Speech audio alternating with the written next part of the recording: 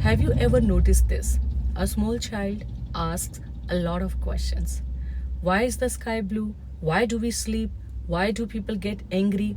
There is curiosity, there is openness, there is no hesitation. But slowly, something changes. The questions reduce, the curiosity fades, and one day the child stops asking. Now the question is, what happened? In most families, what happens is very simple. When a child asks a question, parents are usually in a hurry. Sometimes they answer quickly, sometimes they say, I don't know. And many times they just move on. There is no return, no closure. Now imagine this from a child's mind.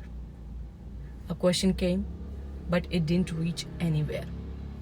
So slowly the mind learns maybe my questions are not important. But what if we change this one thing? What if a parent makes a simple commitment? And what is that commitment? If my child asks something, I will either answer it or I will say, I don't know right now, but I'll come back to you. And then actually come back. What happens then? You don't just answer a question, you protect curiosity.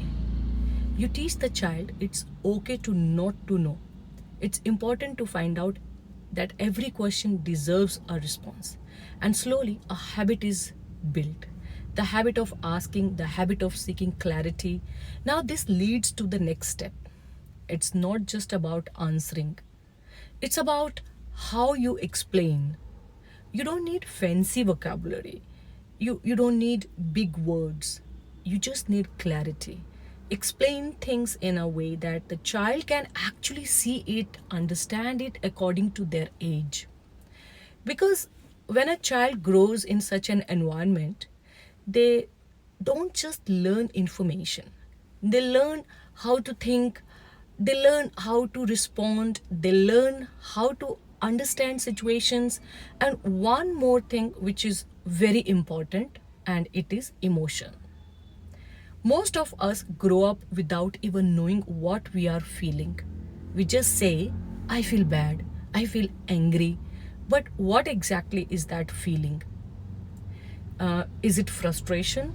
Is it fear? Or is it disappointment? Every emotion has a name. And when you help a child name their emotions, you are giving them a language to understand themselves. Because the real problem is not emotion. The real problem is not understanding what we feel and not knowing how to express it. And this is where things go wrong later in life.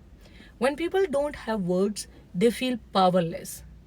They cannot explain themselves and they cannot defend their thoughts. And then what happens? Instead of using words, they start using aggression. Because somewhere, when expression fails, aggression begins. So, what are we really teaching our children? Not just discipline, not just routines. We are teaching them how to think, how to feel, and most importantly, how to express. Because a child who can understand their emotions and put them into words will not need to shout or fight to be heard. And maybe it all starts with one simple thing: taking their questions seriously. Thank you.